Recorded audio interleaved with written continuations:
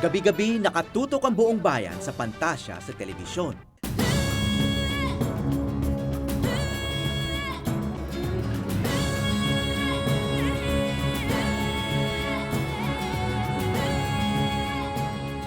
Dinadala tayo ng mga ito sa ibang mundo, kaya't panandalian tayo nakakatakas sa hirap ng buhay. Ito rin daw ang dahilan kung bakit nanunood tayo ng sine.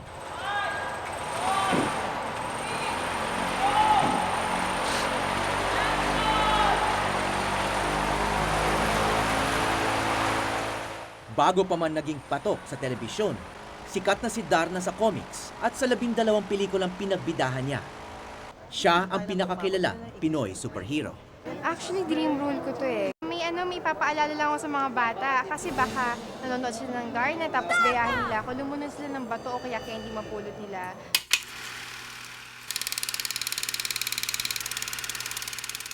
Paalala lang ho, ako lang pong merong bato at may karapatan na lumunok ng batong yon.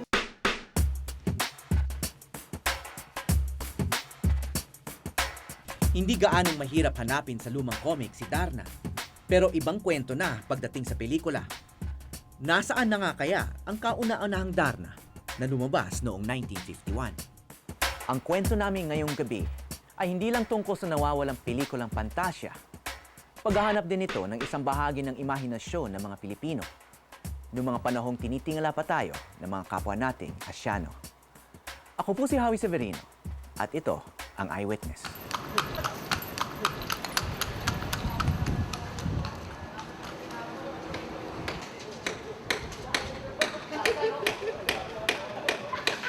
Ano yan? Ito yung mga pelikula pinagtatapon nila. Para sa mga film historian gaya ni Nick De Ocampo, ang kasaysayan ng ating pelikula ay matatagpuan sa mga ginigibang gusali. Boss, sige nga. Pakiano mo nga. Tingnan mo nga, baka may mahukay pa tayo ng mga inilibing nyo na pelikula. Diyos ko, how symbolic it is na inilibing na ang pelikula. Wala na. Karamihan sa mga kauna-unahang sinihan sa Asya ay matatagpuan dito sa Escolta sa Maynila. Pero matagal nang hindi nagpapalabas ng pelikula ang mga sinihan dito. Anong gagawin dito? Restaurant.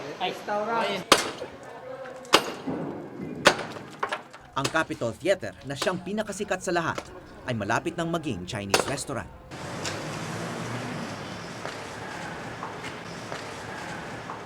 Namumulan na, oh. Ayun o, may pinaputol. Oo, si Cristo, oh. Pinapako. Ay, trailer ng ano? Trailer ng Bayang Magiliw. Ayun o. Yung sa Rizal, oh. Series ulo. Nood po ba kayo dito nung una? Kasi yung Madalas kasama ni Nick sa kanyang pag-iikot si Casenyong Custodio, dating movie sales agent na maraming alam tungkol sa mga lumang pelikula natin. Kaya gusto ng mga taong manood dito kasi pag ikaw nasa lodge, parang private, nakahiwalay yung lodge dito at saka sa balcony. Only charter that was built na nabawi nung ilabas yung Ten Commandments.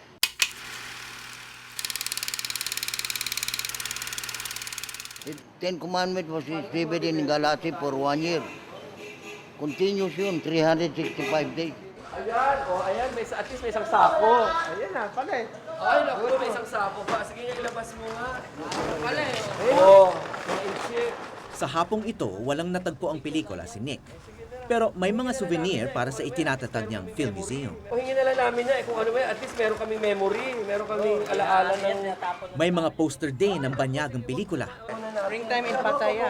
Maaring Thailand yan. So, Pattaya kasi May alam pa ba kayo ng mga sinihan na ginagawa resort ko? city yan sa Thailand eh.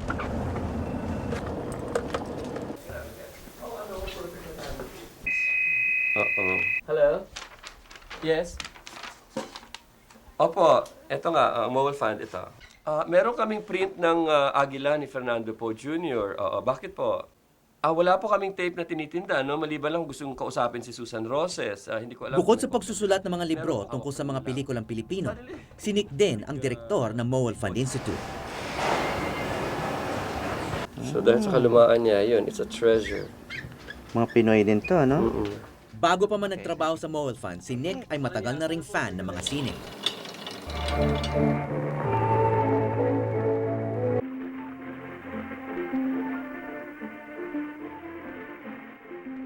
Ang nakaraang 100 taon, no, ang bumigay hugis sa kulturang Pilipino, no, na namayani talaga sa ating bansa ay ang kultura ng pelikula.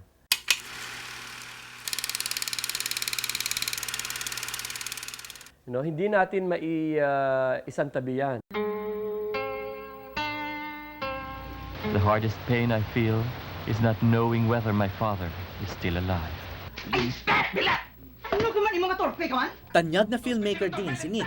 Nakapag-direct siya ng mga premyadong dokumentaryo mula pa noong dekada 80. It was a natural evolution ng aking trabaho bilang documentary filmmaker na mai-preserve ang ating mga ritual, ang ating mga bagay-bagay tulad nitong mga pelikula na nakapaligid sa akin ngayon na ito ay bahagi ng ating kultura at dapat lamang na gawa ng paraan na mai-preserve sila only because there's really an absence of any agency in this society who would truly give their all to do the preservation of these films. Pero lawin ito 1952. Sa Mowal Fund Library makikita ang poster ng isa sa mga unang Darna movie na pinagbidahan ni Rosa del Rosario. Iilan lang ang palatandaan ng sinaunang panahon ng pelikulang Pilipino. Yan ang tatay ni FPJ. Oo. Ilan taon siya rito? He must have been, teener pa lang siya, must be what? 18, 19? Okay. Very young. Pretty young at this age. And it was his debut appearance, no? Look at that. Fantasy film again. Look at that. It's a fantasy, parang family, ano ba tawag niya? Addams Family. Di ba may lumalakad na kamay palagi? Ayan, tingnan mo. It's so fantastic. Look at that. Karamihan daw sa mga pelikulang pantasya na ginawa noon ay wala na. Nasaan na ang Darna at ang versus Valentina? Nasaan na ang, my goodness me, napakaraming pelikula. Well, unti-unti inaayos na. Pinakalawang may mga lata, oh. That's correct. Madalas nabigo si Nick sa kanyang paghahanap. Pero may mga naisasalba pa siya, gaya ng mga pelikulang ito, nakade-deliver pa lang. Karamihan daw rito mga pelikulang sinensor noong dekada 70. These are the scenes that were literally cut by the MTRCB scissors. Ito yung mga X. Ito yung mga na-X na Mga X-rated din siguro. X-rated. So, whoa, something interesting here. Alright. So, historically, that's important too because politically, ano din yan, importante. Sino ito? Si Ramon Revilla? Sino ba yan? Parang pwede rin si Erap eh. Parang si Erap. Ano? Dindo Fernando. Oh, look, Sakada. Copy C, 4C. Imagine. So, we've got a classic here. Namumula-mula na. Nakakadikit-dikit na. Kahit nahanap na ang kopya ng pelikula, ang iba rito'y hindi na natin mapapanood. Oh my God, this one is hopeless. I'll show you a very hopeless case. Wala na tayong magagawa dito. This is hopeless. Many of these collections, binaha ito sa PIA. Hindi lang sa PIA, binaha rin. Binaha rin siya sa Manila Film Center kung saan ito unang diniposit. Our whole visual history over the past kahit the past 30 years, the past 50 years, can you imagine, right before your eyes, it's melting. I feel hurt that, these things are not happening. I have this creative anger inside me. It's a shame that we cannot really expect any support from government because this is a government job. Patrimony ito ng bansa. Patrimony. Dito nanggaling ang katas ng buwis na pumupunta doon sa mga proyekto ng gobyerno. Hindi lang ito kabuhayan namin eh. This is really now an image of who we were for the past 100 years. Responsibilidad din daw ito ng industriyang pelikula. I'm sorry for those who will be concerned. Are they giving enough attention? Ang first interest nila is to produce and produce more films. Wala sa mga ito ang mga pelikulang pantasyang hinahanap namin. Mas may tsansa pa raw kaming makahanap ng lumang pelikula sa abroad. Kagaya sa isang bansang hindi natin maiisip puntahan para sa mga ganitong pakay. Sa loob ng ilang araw, matutuklasan namin na ang mga pantasyang kinahihiligan natin ngayon ay dati ring hinangaan sa malalayong bayan, kung saan ang mga unang Pilipinong nakarating ay mga artista sa pinilakang tabi.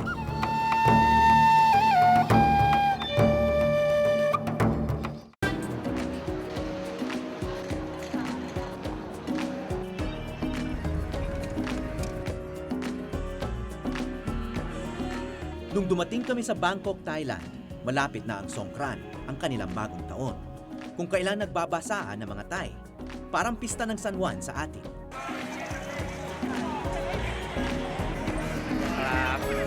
Di tulad ng ibang bansa sa Asia, ang Thailand ay hindi nasakop ng kolonyalismo kahit kailan. Pero matagal na silang bukas sa iba't ibang kultura.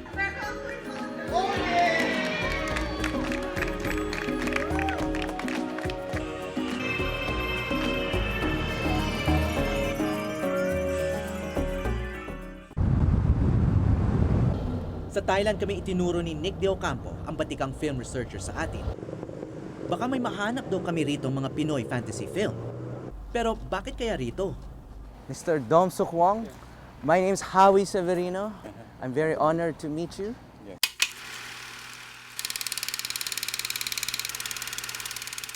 We are friends of Nick De Ocampo. Thank you very much for allowing us to come.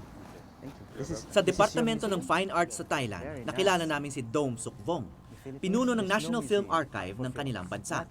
We found this in an old movie theater in Manila. And I don't know, maybe is it a Thai film? Springtime in Pattaya. But it's dubbed in Chinese. In Manila, they are destroying old movie theaters.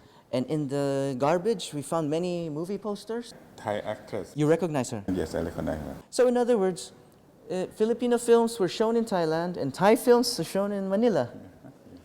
Okay, interesting. Anyway, we want to don't give this to the film museum. Director, cameraman, okay. Si Dom din ang nag-umpisa nitong museyong pampelikula ng Thailand. Lights, camera, action! Ito yung original na concept ng pelikula, no?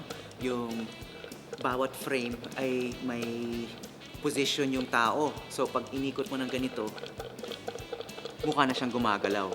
This is traditional Thai.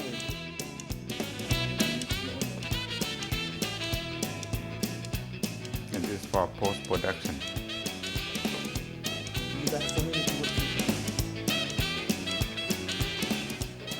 Naunang sumikat ang sine sa Pilipinas kaysa sa Thailand.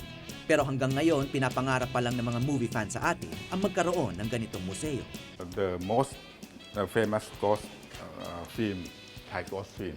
She liked to eat dirty things.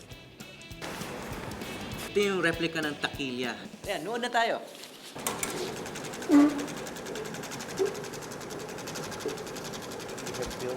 Napanood namin dito ang mga unang pelikula sa mundo, mga simpleng eksena na kuha noong 1895 Lumiere. ng Pranses na si Louis Lumiere. 1897 naman nang ipinalabas sa mga ito sa Pilipinas. Para nakatayo lang sa tripod yung camera, no? Tapos kinukunan na yung mga tao naglalaro sa snow. Yung mga unang pelikula sa mundo, ganito pinapalabas. Ganito yung projector. Mano-mano lahat. Pagkatapos naming ikutin ang museo, pinuntahan na namin ang aming pinakapakay sa Thailand. Oh, wow. So this is it, the archive. Yes. And why do you need to keep it so cold? Ang ginaw. If you keep the film at -5 degrees Celsius, to prolong the life of the film. Ito mga documentary at short film, dito raw yung mga feature films. Lahat-lahat, 5,000 pelikula ng Thailand ang nandito ngayon sa vault na to. Yung kasaysayan ng pelikula sa Thailand. 20 taon nang nakatago rito ang mga makasaysayang pelikula ng Thailand. Swerte rin na may hilig ang kanilang hari sa pelikula. Kaya sinuportahan nito ang pagtayo ng National Archive. Alam na ni Dom kung bakit kami dumayo ng ganito kalayo. This one is Dana. Oh, this is Darna. Dana. So it's in fairly still Yes. preserved. It smells good. Ang paniniwala sa Pilipinas ay wala nang natitirang kopya ang unang pelikulang Darna na 1951 pa ginawa. Inamin din naman ni Dom na hindi siya sigurado kung Darna nga ito. We got the film 20 years ago when we start the film archive. We travel almost around the country looking for old film. Yeah, the distributors at the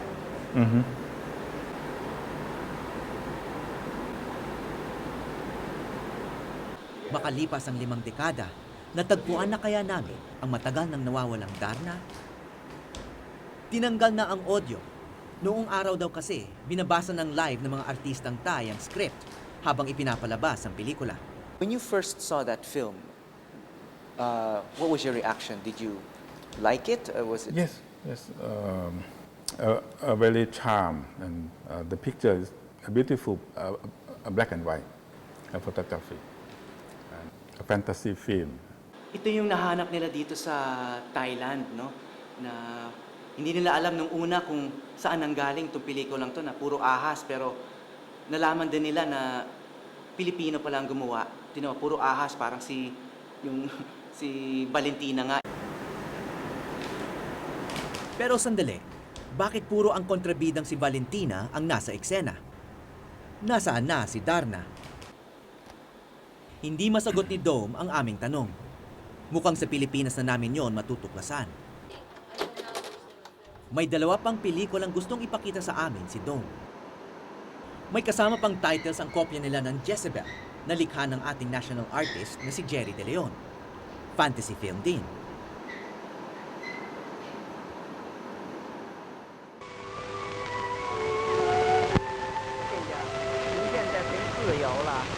Ang sumunod na pelikula ay nawalan na ng titles at nakadub na sa Chinese. Hindi sila tiyak kung Pinoy o Malaysian ang pelikula. Sigurado lang sila na hindi ito gawa ng Thai.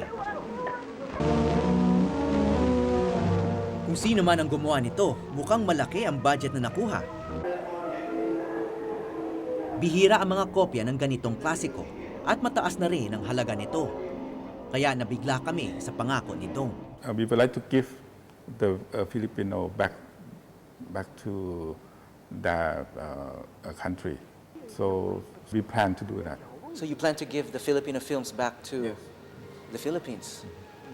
Why?